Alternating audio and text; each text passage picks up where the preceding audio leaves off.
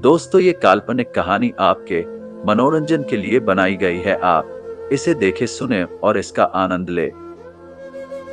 उसकी एक नजर ने ही अमित को दीवाना बना दिया था। वह भला की खूबसूरत लग रही थी, बारिश में भीगी हुई। बारिश के पानी ने उसे सर से पांव तक भिगो दिया था। उसके गालों पर लिपटी उसकी जुल्फें किसी को भी दीवाना बनाने के लिए काफी थी। आज सच में सभी अप्सराएं एक ही मूर्ति में समा गई थी।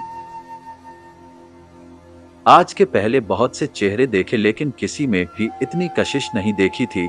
आज सच में धन्यवाद करने का मन कर रहा था उस रोड लाइट का, जिसकी मेहरबानी से उनका दीदार हो पा रहा था। वह परेशान थी कि उसकी स्कूटी स्टार्ट नहीं हो रही थी। बारिश में भीगी हुई अपनी जुल्फों को जब अपने गालों से हटाती थी तो उसके गालों का दीदार होता, फिर पानी की एक एक बूंद उसके गोरे गालों से जो टपकती। मन इस बारिश का भी शुक्रिया अदा कर रहा था, जिसके कारण आज जन्नत के दर्शन जमी पर हो रहे थे। सभी बारिश में रुके थे, मुझे आज भीगने का मन था, जिसके कारण आज इस खूबसूरत लम्हे का दीदार कर पाया। और कहते हैं ना कि कभी अपने मन का भी कर लेना चाहिए। मैंने कहा मैं कुछ हेल्प करूं। उसने पलट कर देखा, उसे इस बात का ख्याल ही नहीं था कि उसके इस कमाल के हुस्न का दीदार कोई बहुत देर से कर रहा है। वह तो अपनी स्कूटी स्टार्ट करने में लगी थी। वह थोड़ी दूर हटी, मैंने एक किक मारी और स्कूटी स्टार्ट हो गई। उसने कहा, आप मैकेनिक हैं? मैंने कहा नहीं, बहुत जल्दी में भी कभी कभी गाड़ी स्टार्ट नहीं होती। वह स्कूटी पर बैठ गई और अपना हाथ बढ़ाया और कहा, परिणाम है मेरा। उसका हाथ छोड़ने का मन तो नहीं कर रहा था, लेकिन हीरो से जीरो नहीं बनना चाहता था, इसीलिए परी के कोमल हाथों को छोड़ दिया। परी ने बाई बोला और चली गई। उसे देखता रहा जहां तक वह दिखी। मुझे मेरी आंखों से नींद गायब थी। बस यही सोच रहा था कि इस परी से ऐसे क्या फिर मिलूंगा, कभी दोबारा दीदार होंगे या नहीं। उस खूबसूरत गुलाबी चेहरे के उन मुलायम हाथों का स्पर्श कभी होगा। एक मैरिज पार्टी में सभी अपनी मस्ती में थे। कुछ बच्चे डीजे की धुन पर थिरक रहे थे, कुछ औरतें आपस में हंसी मजाक कर रही थी। मैं अपने दोस्त का इंतजार कर रहा था, जिसके भाई के मैरिज पार्टी में आया था। चूंकि वह किसी को नहीं जानता था, इसलिए ये बोरिंग पार्टी लग रही थी। अमित बहुत देर के बाद होटल से बाहर चला आया। पार्किंग के पास आकर उसने अपने दोस्त रवि को दोबारा फोन किया। ने कहा, यार 5 मिनट बोला था और अभी आधे घंटा हो गए। रवि, थोड़ी देर रुक, अभी आता हूँ। अमित वही होटल के बाहर ही टहल रहा था कि कुछ देर बाद एक स्कूटी पर वही खूबसूरत लड़की परी शायद अपनी माँ के साथ अंदर आई और पार्किंग में गाड़ी को पार्क करने चली गई।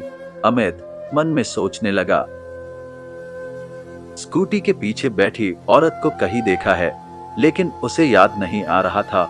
वह दोनों कुछ देर में गाड़ी पार्क करके आ गई। अमित जैसे उनको दोबारा देखा, उसे याद आ गया, वह मैसेज रेखा है। दुआ इतनी जल्दी कबूल होती है, कभी सोचा न था। अभी कल की बारिश में जिसके दीदार हुए थे, जिसको याद करके रात भर करवटें बदलता रहा,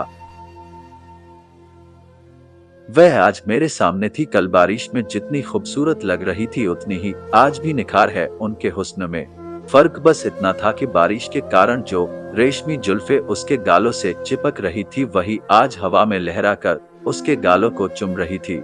खुदा ने बहुत ही फुर्सत से तेरे हुस्न को तराशा है। मैं सोच रहा था, काश तेरे हथेलियों पर मेरा नाम लिखा होता। रेखा जी ने कहा, कैसे हो अमित? रेखा जी अमित को पहचान गई। अमित, ठीक हूँ, आप कैसी है? रेखा जी, ठीक हूँ, किसी का इंतजार कर रहे हो? अमित ने कहा, रवि का। रेखा जी, अच्छा ठीक है, अभी अंदर ओफ तो मिलना। रेखा जी, तो मिलना, बिना मिले नहीं जाना। परी और अमित। अमित, ठीक हूँ। रेखा, कैसे जानती हो अमित को? परी, बताया तो था, कल रात बारिश में स्कूटी स्टार्ट नहीं हो रही थी, तो ने अमित स्कूटी स्टार्ट करी थी। रेखा, तो वह अमित था, रवि का दोस्त है। रवि के बर्थडे पार्टी में मुलाकात हुई थी, बहुत अच्छा लड़का है, मुझे घर तक छोड़ा था उस दिन। परी, क्या यादाश्त है आपकी? 6 महीने पहले जिससे मिली थी वह याद है? बात करते करते दोनों होटल के अंदर पहुंच गई और वहां मिसेज चड्डा और उनकी दोनों बेटियों से उनकी मुलाकात हुई। इधर रवि भी 15 मिनट में होटल आ गया अपने बड़े भाई और भाभी न्यू कपल के साथ। रवि और भाई अमित ये है हमारी भाभी, कैसी है?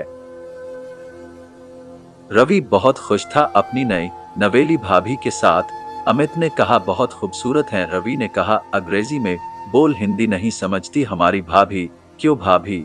रवि ने भाभी के तरफ नहीं देखा, जानता था भाभी उसे घूर रही होंगी। भाभी अंग्रेजी में PhD की थी। अमित वेरी ब्यूटीफुल, हिंदी सिखा देना भाई, क्योंकि मेरी अंग्रेजी बहुत अच्छी नहीं है। हंसी के ठहाकों के साथ आगे बढ़ गए। नए जोड़े से मिलने के लिए सब बेकरार थे। दुल्हन से मिलकर बच्चे बहुत खुश थे।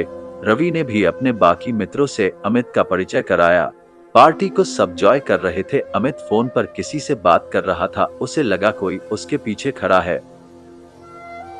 अमित ने फोन काट दिया। अमित की निगाहें परी को एकटक देखे जा रही थी।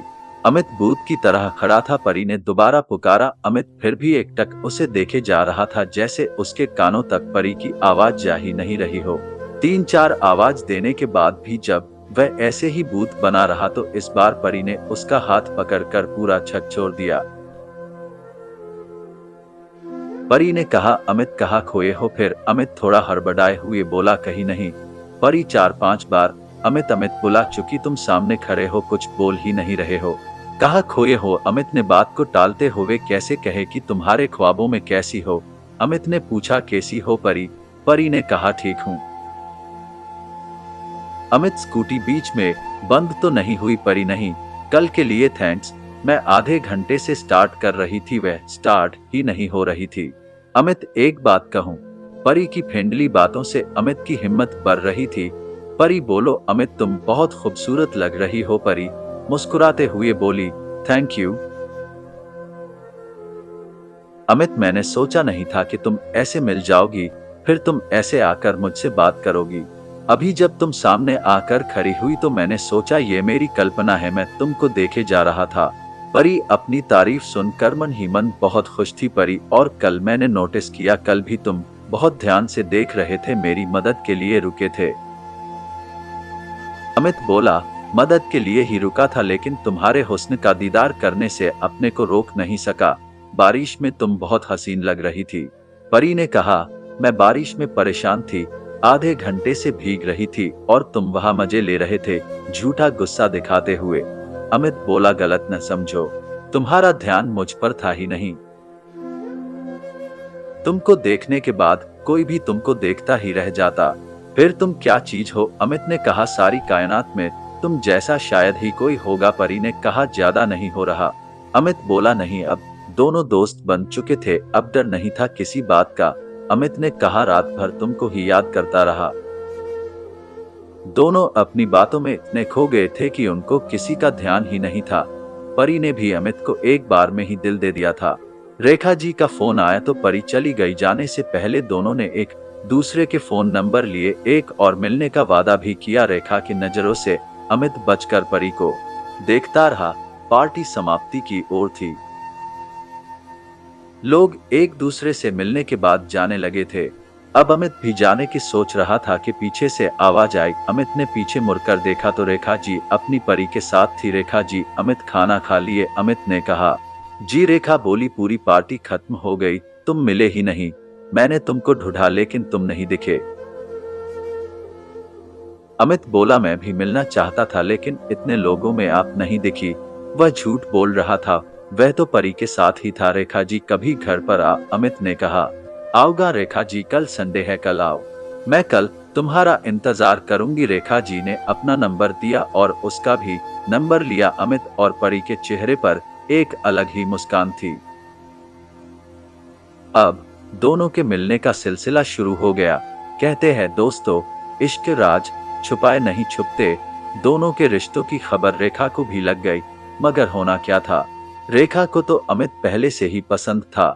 उसे अपने दामाद के रूप में पाकर आज वो भी बहुत खुश थी। दोस्तों, बरसात की एक रात ने दो दिलों को हमेशा हमेशा के लिए एक कर दिया।